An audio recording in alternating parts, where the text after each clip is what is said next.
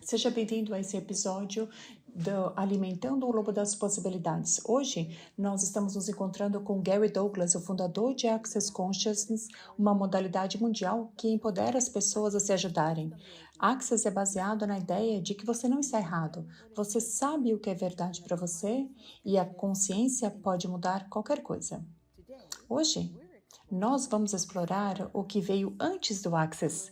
Que jornada de vida levou Gary a desenvolver essas ferramentas e técnicas? Seja bem-vindo, Gary. E recentemente soube que você começou o Access Consciousness quando você tinha 56 anos de idade. 55. Sim, 55. Isso significa que você viveu muito. Sim, vivi. Eu vivi muito. Eu vi uma vida muito cheia. Mas quando eu tinha mais ou menos 35, certo? E daí eu casei quando eu tinha 36 pela primeira vez. E eu tive filhos e eu fiz todo aquele tipo de coisas. Daí eu me divorciei, eu participei de cultos, eu fiz. E é nisso que nós vamos mergulhar. Ok? Então, quando você estava crescendo, então quando você percebeu pela primeira vez que você era diferente? Quando as pessoas me perguntavam, o que você quer ser quando crescer? E que você falava, eu quero ser feliz. Não, querido, não, filho, quando você quer ser quando você crescer? Não, feliz. Não, você quer ser um médico, advogado, um engenheiro? Sim, desde que eu seja feliz. Eu sabia que eu não tinha um ponto de vista de pessoa normal. O que você fez? Tipo assim, o que você fez com isso? Eu comecei a procurar por felicidade. E eu sabia que eu queria felicidade e eu continuava procurando por ela. E eu queria saber onde a felicidade existia no planeta Terra, mas eu não encontrei com facilidade. Então, mesmo quando criança, você buscava felicidade? Sim, eu fui à igreja aos 10 anos. Eu pegava a minha irmãzinha pela mão, que tinha 6, e eu e ela andávamos para a igreja toda manhã.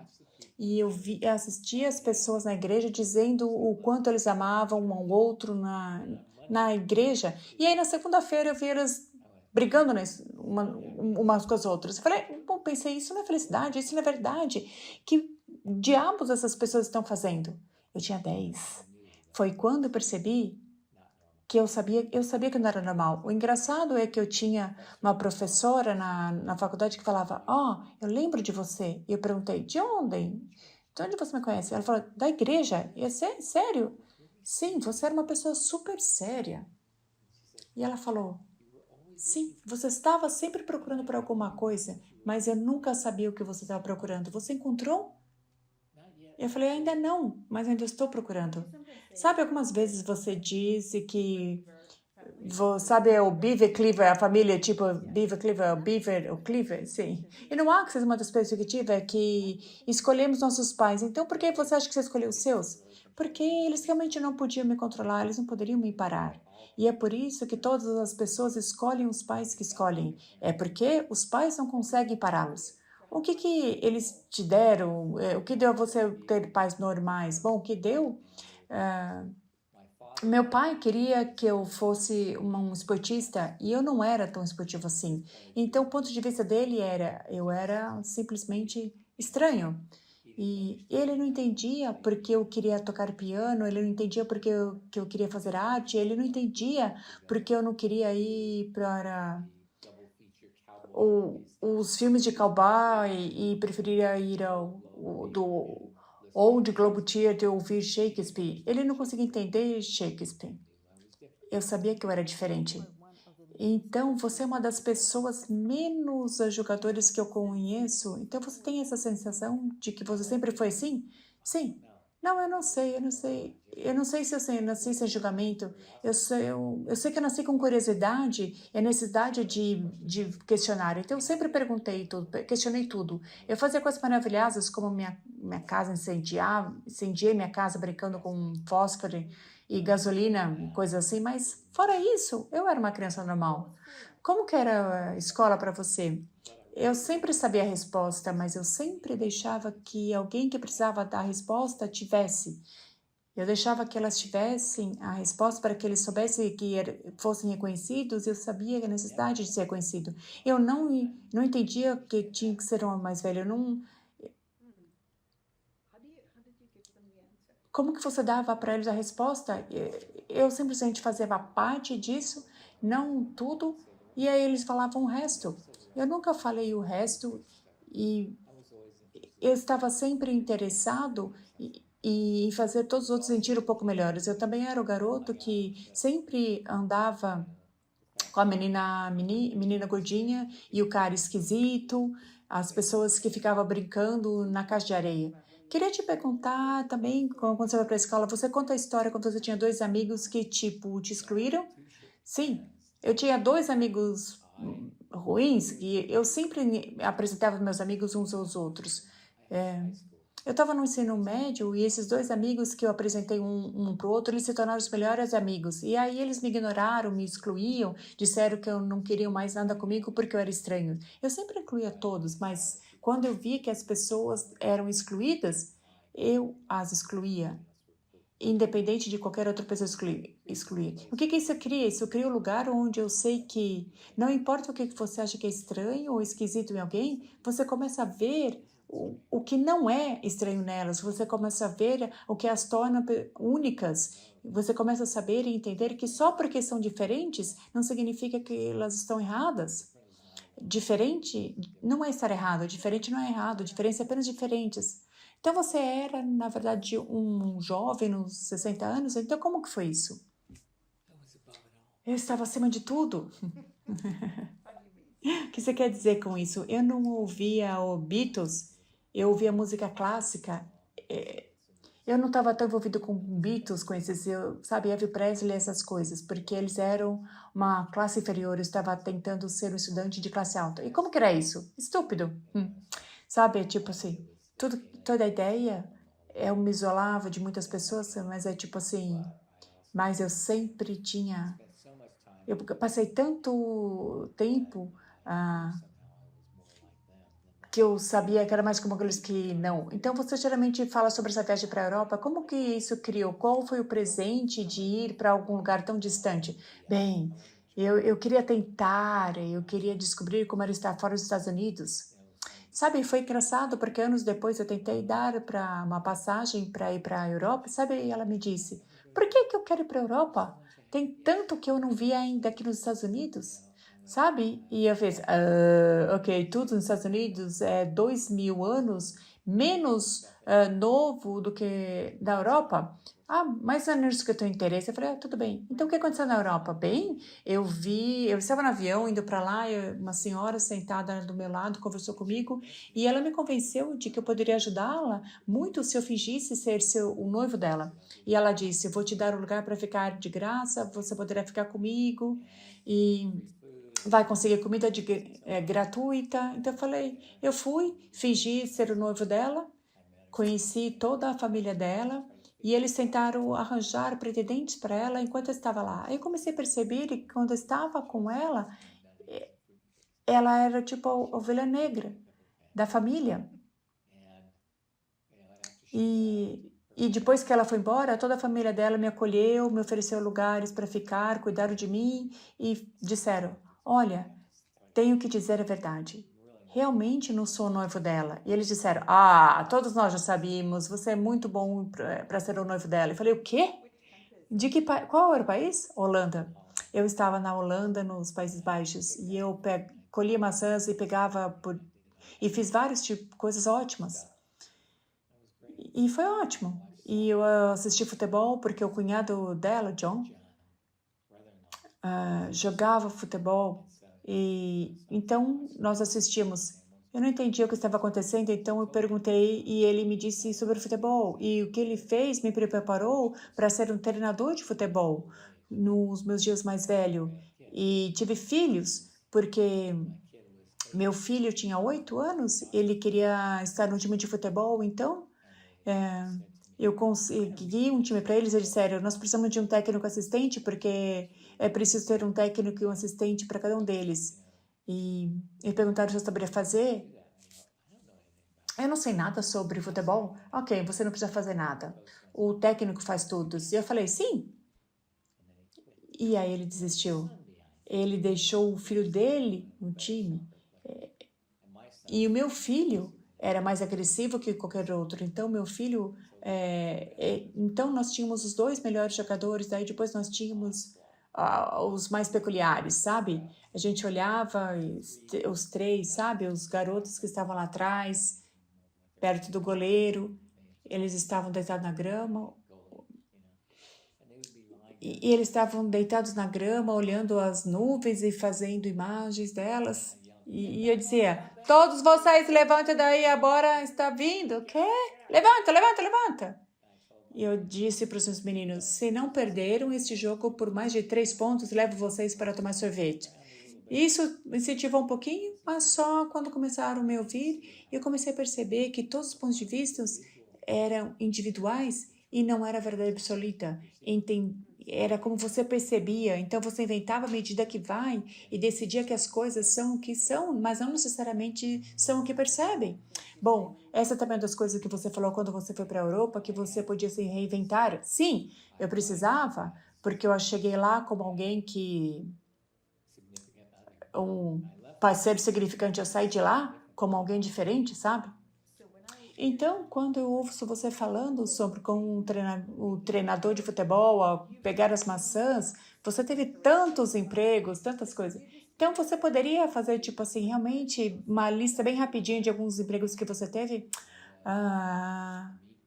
Eu fui um açougueiro, um barman, um garçom, um chefe, um gerente assistente de um restaurante, um instrutor de equitação, eu fui um treinador de cavalos, tudo isso que eu posso lembrar. E eu tinha mais uns outros 40, assim, vários empregos, e um deles era o Gary, o cowboy. Sim. Então, como você se tornou um cowboy? Bem, indo para o estábulo. Então, o que aconteceu quando eu tinha 2 anos de idade? Meu avô me colocou no grupo de cavalos enquanto eu arava os campos. Ele arou os campos com aquele time de cavalo até os 81 anos. E daí os filhos deles tiraram os cavalos e venderam. Claro, os cavalos de arado, claro. E eles morreram. 6 meses depois, eles pegaram o cavalo e ele morreu. Morreu de coração partido porque perdeu os cavalos. E eu achei que aquilo foi horrível. E ok, então no meu aniversário, eu tinha a opção de fazer uma festa de aniversário, andar a cavalo no Balboa Park.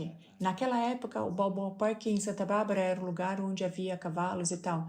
Eu não tinha percebido que o estábulo lá, em Valmont Park, era de um cara que mais tarde se tornou meu chefe de cavalos e me ensinou mais coisas, mais do que treinar cavalo, mas ele foi o cara que encontrou que o cavalo, carrinho de leite, tornou o cavalo voador, o filme antigo da Disney.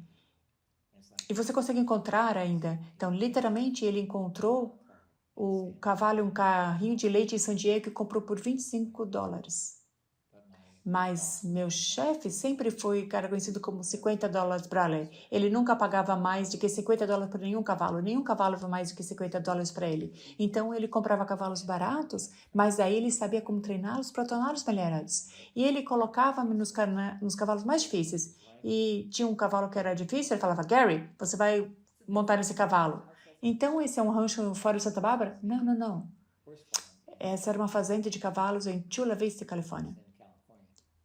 E eu comecei bem nas montanhas, porque, tipo assim, fui nas montanhas e encontrei esse lugar chamado Pine Valley Stable, que era um lugar lindo lá, super... Então, consegui um trabalho trabalhando lá, meio período, porque eu queria trabalhar com cavalos. Então, o que tinha sobre cavalos? Como que eu fosse saber que era para você? Só tinha essa percepção, e eu não tinha que pensar, porque os cavalos eram diferentes, diferentes, literalmente. Eu já disse que eu aprendi tudo que eu aprendi com um cavalo, isso é verdade. Os cavalos te ensinam coisas se você estiver disposto a aprender. E eu montei todos os cavalos patéticos, os cavalos malucos, todos os difíceis e como resultado. E eu poderia montar qualquer cavalo. Então, por quantos anos você trabalhou com cavalos? Desde que eu tinha 12.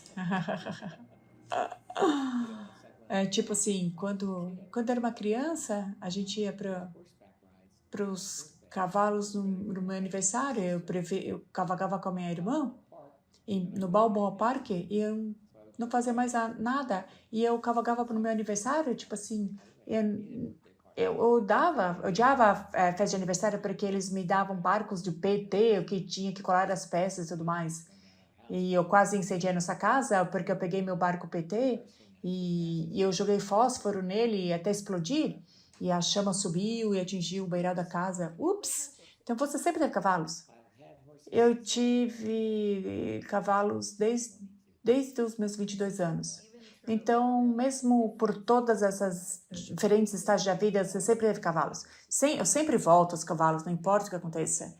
Eu tive um cavalo que eu comprei que eu estava trabalhando em Putin Valley, eu comprei esse cavalo e o cavalo chutava qualquer um.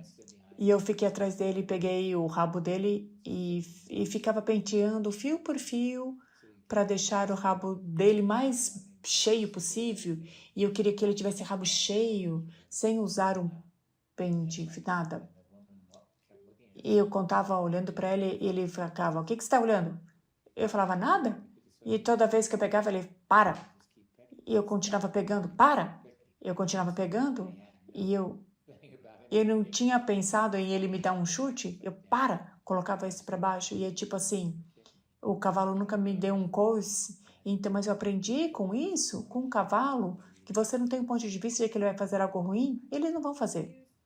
Então você tem a sensação de que você aprendeu sobre pessoas? Aprendi que a maioria das pessoas mentem. E as pessoas dizem, sabe, que eles entendem tudo sobre cavalo, mas não, sabe? É tipo como a igreja, quando você foi para a igreja. Sim, quando eu fui para a igreja, a mesma coisa que eu aprendi quando eu fui para a igreja. As pessoas dizem uma coisa e fazem outra. As pessoas dizem uma coisa e fazem outra. A mesma coisa que eu aprendi na Europa. As pessoas dizem uma coisa e fazem outra. Tipo, essa é minha amiga? Ela é uma vaca. É esquisito, sabe? Então, não confio nas pessoas, mas confio nos cavalos. Uma vez você disse que você prefere saber se alguém mente, porque daí você sabe que eles estão mentindo? Sim, eu sei que eles estão mentindo. Tipo, eu confio que eles vão mentir. Confio que eles vão mentir. Então, você tem que simplesmente esperar para quando vão mentir. Mas também nós temos o Gary, o negociador de antiguidades, que ainda está por aqui, forte e vivo. Então, como que você descobriu tanto que tinha talento para encontrar coisas valiosas? Bem, foi um dos vizinhos que eu tive quando era criança. Eu ia na casa deles e eu via alguma coisa e falava, isso é bonito, o que que é isso? E eles me contavam, e eu nunca lembrava exatamente, mas eu sempre sabia que que aquilo era bonito. E algum deles falava assim, ah, você tem bom gosto? Bom, você tem bom gosto? Você tem bom gosto? E eu pensei, ok, o que isso significa? Mas depois eu descobri que sempre consigo ver o que tem valor. E eu não sei por quê, eu só sei que eu consigo. Eu fico muito impressionada com a minha filha mais nova, Gracie. Quando ela tinha 2, ela poderia falar a diferença entre uma porcelana chinesa e uma porcelana japonesa. E eu não conseguia. E ela ainda consegue. Então eu acho que ela veio para mim porque eu não a impediria de ter todos esses talentos ou habilidades. Bom, sua casa realmente é como a casa de um Highlander. Ela é temporal, tem coisas do mundo inteiro, de qualquer época. Sim, de qualquer lugar, de qualquer hora. Eu gosto de coisas bonitas. Bem, essa é a sua casa dos sonhos? Você sabia que você queria uma casa assim? Eu sabia que eu queria ter uma casa com bom gosto, porque eu estive em Santa Bárbara e trabalhei em estofados, então eu trabalhava com mansões lindas e tinha cordas amarradas nos móveis para que não pudesse sentar. Então eles tinham peças de museu nas suas casas. Eu disse, vou ter uma casa que eu possa sentar em qualquer lugar, esquecer de tudo. Então na minha casa você pode sentar em qualquer lugar. Tipo assim, eu tenho cadeiras do século XIV e não tem uma placa nelas dizendo não sente. As pessoas podem sentar nelas, não me importa. O que isso contribui para você, tipo, quando você anda por aí? Bem, o negócio é que que eu recebo disso, eu fiquei impressionado com a beleza que foi criada ao longo dos séculos. A humanidade tem talentos incríveis e faz coisas incrivelmente belas. Eu ia para o Museu de Arte em Nova York. Já esteve lá? Sim, sim, é lindo. Sim, é um lugar lindo. Tipo assim, olhava para lá e falava, ai meu Deus, eu gostaria de ter coisa desse tipo na minha vida. E eles falam, você não pode comprar isso. E eu falei, ok. Mas eu fui lá e comprei o melhor que eu podia. E eu tive uma pintura que foi avaliada $140.000.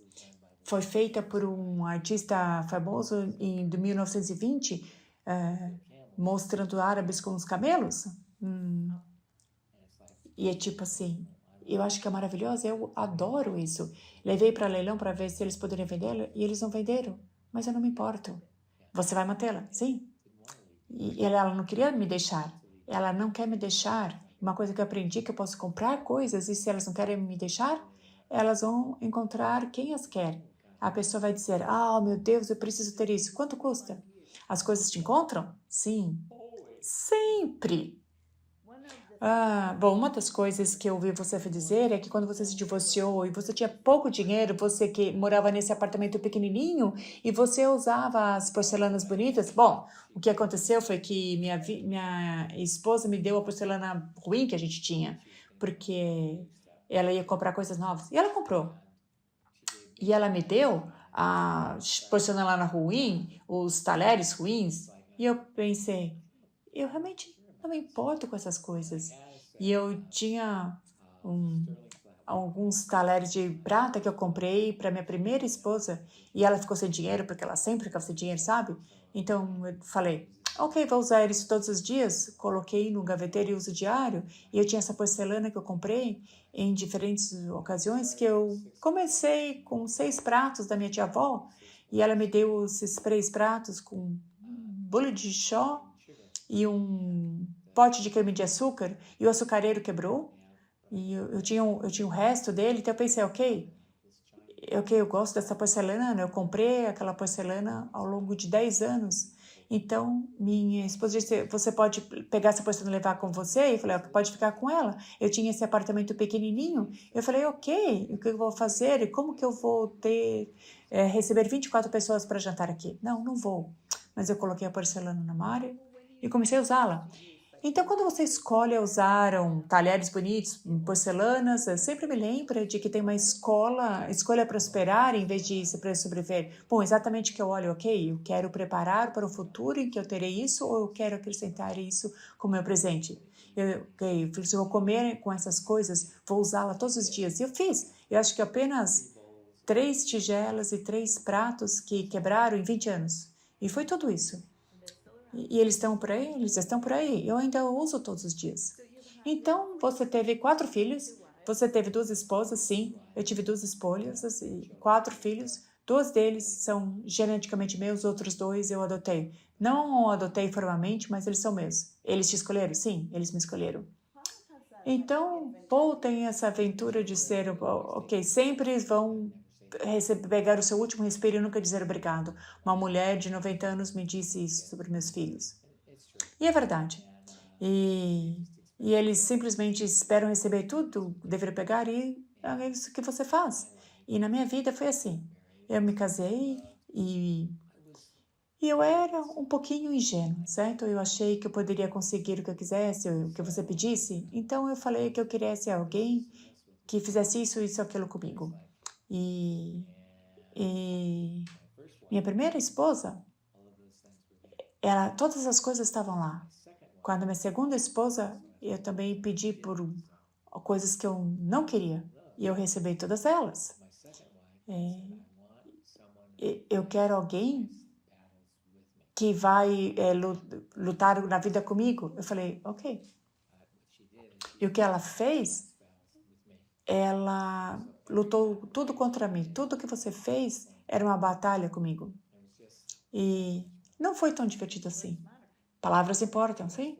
O que você pede, você vai receber. Agora eu peço para estar fora da cidade quando ocorrem desastres, e geralmente estou.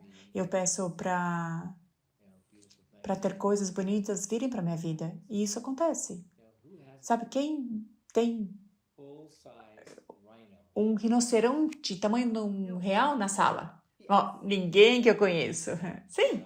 E eu também tenho um jacaré de 3,5 metros na minha casa. Bom, essa mulher de 90 anos que ficou com você por um tempo, você pode nos contar sobre ela e como ela era uma pessoa brilhante, ela era incrível. Bem, ela foi criada pela avó vitoriana dela, porque a mãe dela era um pouquinho fácil, então a avó a acolheu para garantir que ela não se tornasse uma garota fácil. E ela se casou e, e foi morar com o marido e eles ganharam um conjunto de chá de prata, estelina de casamento, e ela colocou o bolo de prata no fogão, acendeu e derreteu. E ela aprendeu que você tem que tratar a prata de forma um pouco diferente. Mas ela sempre estava disposta a contar as histórias sobre o que ela tinha feito de diferente. Eu achei que isso era incrível. E ela era uma pessoa maravilhosa, maravilhosa, e eu aproveitei o máximo. E quando a filha dela morreu, ela não tinha mais ninguém. Não tinha nem a família, então nós a acolhemos. E ela viveu com a gente até que ela foi levada para o hospital e faleceu. Mas ela era maravilhosa, era uma senhora maravilhosa, ela tinha forma única de olhar as coisas e ela dizia: aprendi há muito tempo, pensa de forma selvagem, vista-se de forma comedida. Você pensa que você pode ver quanto quiser, mas a forma como se faz, porque eles te você se veste a fazer as pessoas julgarem, se julgarem errado, você fica preso. E ela também foi a pessoa com quem você falou muito sim, em relacionamento certo? Sim, porque ela tinha um relacionamento com o marido por quase 50 anos. Ela falava, meu marido dizia, isso e aquilo, isso não é mais para discussão. E eu respeitava ele, então eu não discutia. Quando a maioria das mulheres, sabe, reclama até matar, que fala assim, isso não é para discussão? Isso não é mais para discussão. E realmente, você falou que o marido dela era um cristão devoto, bem, ela era espiritualmente física, robusta, sim. E é engraçado porque no final da vida ela queria voltar para a igreja católica. E eu disse, você não pode. Ela respondeu, eu preciso, sabe? Por quê? Porque eu quero garantir que eu vou para o céu. Querida, se você tem alguém que vai para o céu, é você. Então não se preocupe com isso. Então você teve um período onde você explorou Scientologia, certo? Sim. Então, como que acabou? Bom, em primeiro lugar, você tem que perceber que eu fui para a igreja aos 10. Quando eu cheguei aos 15, eu comecei a ir a todas as igrejas para descobrir se alguma delas dizia a verdade. E eu fui para toda culto, igrejas, cultos e religiões que eu podia encontrar. E quando eu tinha mais ou menos os 30, eu comecei a me interessar por metafísica e eu vi o valor nisso. Então, eu conheci algumas pessoas da Scientologia e eles me convenceram de que me poderiam me dar liberdade. Eu falei, ok, vamos fazer isso. Então, eu estudei Scientologia por alguns anos e foi lá que eu conheci Mary e ela era maravilhosa. E ela que falou que um bom relacionamento tem 5 elementos: honra, confiança, vulnerabilidade, gratidão e permissão. E é tipo assim, se você der isso ao seu parceiro e ele der isso a você, vocês têm um relacionamento lindo. E é verdade. E eu não vejo muitas pessoas fazendo isso. Bom, isso é bem verdade. Então como você... Bom, eu estava bem na Scientologia até o nasceu. E eles me disseram que você tem que colocar esse menino como uma babá e vir para as classes, para as aulas. Eu falei, não, eu tive um filho, é a minha responsabilidade cuidar dele. Você não simplesmente deixa com uma babá, sabe? Eu já tinha, porque antes eu já tinha deixado com babás que cresceu e não podia levar para o trabalho, porque eu levava para o trabalho, eu colocava ele no balanço e ele ficava lá balançando o dia inteiro e ficava bem, mas quando ele cresceu eu precisava correr no chão. Aí quando eu peguei um amigo meu que jogava vôlei, que levava para a praia, e ele o levou. Então você deixou a Scientologia. Eu vi que eles fazendo coisas muito legais, tipo Ron morreu. E eu falava que era loucura. E eu falei assim, você não me deu, obrigada a Rô por me dar minha vida. Eu pensei, você não me deu minha vida, eu escolhi, que diabos é isso? Eles queriam que você dissesse que ele era a fonte da sua vida e eu não farei isso. Mas eu via em uma igreja vendo as pessoas serem legais um dia horríveis no outro. Então eu pensei, então, eu falei, então, depois do momento aí, se você começou a canalizar, sim, comecei a canalizar quando eu estava envolvido com as coisas metafísicas.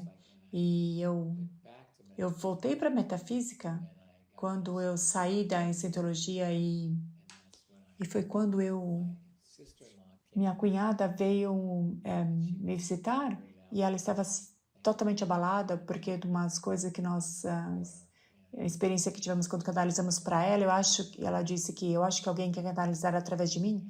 Então, em uma noite nós fizemos isso acontecer. Enquanto isso acontecia, alguém olhou para mim direto no rosto, enquanto eu estava fora do meu corpo e disse: eu estou aqui para você. Eu falei: que porra é essa? Vai embora, ok? Me deixa sozinho aqui.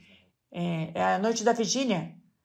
E eu fui ver minha amiga no dia seguinte, e claro, aquela canalizadora, obviamente alguém canalizar através de você.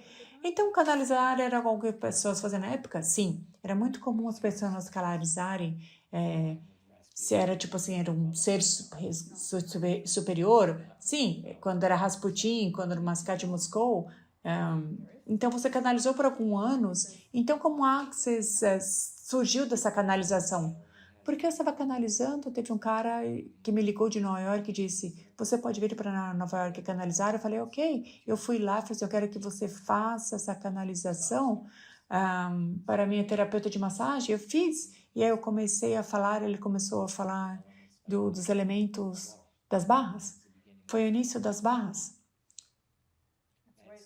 Então, daí eu saí para almoçar depois, eu estava sentado ali e eu falei, ok, isso, interessante. E daí eu falei, droga, isso dói, o que é isso? Uma voz, eu falei, é uma classe, seu idiota. Então, ok, quando eu vou ter? Eu falei assim, ok, vou fazer, eu juro que eu vou fazer, ok, quando eu voltar para casa. Aí eu fui para casa, liguei para 4 ou 5 amigos e falei assim, vou estar fazendo uma classe, ok? Eu trabalho. E por quanto tempo? 3 noites. Ok? E como você chama? Não sei. E eles vieram e fizeram a classe. E depois eu perguntei o que vocês acharam. Eles responderam, parece acessar isso, parece acessar aquilo, parece acessar aquilo. E aí eu falei, ok, dei o nome de Access. E era chamado Access Energy, transformação energética no começo, certo? Então, quando se tornou Access Consciousness? Quando ele foi embora. E a canalização parou de me ajudar e eu tinha que fazer tudo por minha conta. Aí eu percebi que, ok, qual é o meu trabalho aqui? Fazer com que a consciência no planeta seja ativada. Oh, eu tenho que fazer isso? Não, porque naquela época eu não queria ter que fazer isso. Eu queria fechar os meus olhos e canalizar e ser pago por isso. Porque era muito mais fácil. Mas eu tive que trabalhar e fazer isso e eu fiz. E eu ainda estou fazendo isso, depois de todos esses anos. O que você falaria? Então, se você olhasse para trás, tem algum período que parecia ser mais feliz ou mais feliz? Não. Agora é? Sim, agora é feliz, sim. Agora estou feliz, agora, na verdade, bom, minha casa é cheia de coisas que eu amo. Minha vida é cheia de pessoas que eu amo.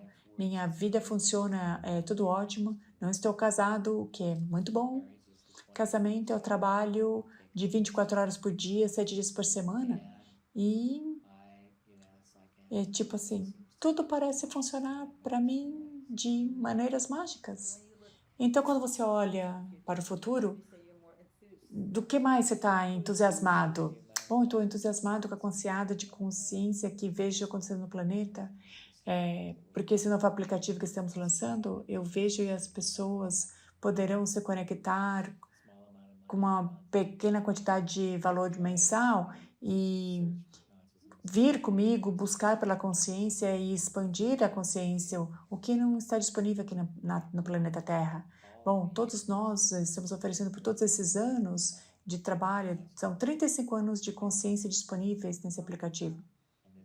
E eu decidi que essa era a única maneira que eu poderia trazer consciência suficiente para cá. Então, eu fiz. Muito obrigada. Obrigada a você. É incrível. Bom, você me surpreendeu. Eu não sabia que você sabia tanto sobre mim. Você conta histórias. Tento não contar tudo de uma vez, é horrível. E não é tudo. Muito obrigada.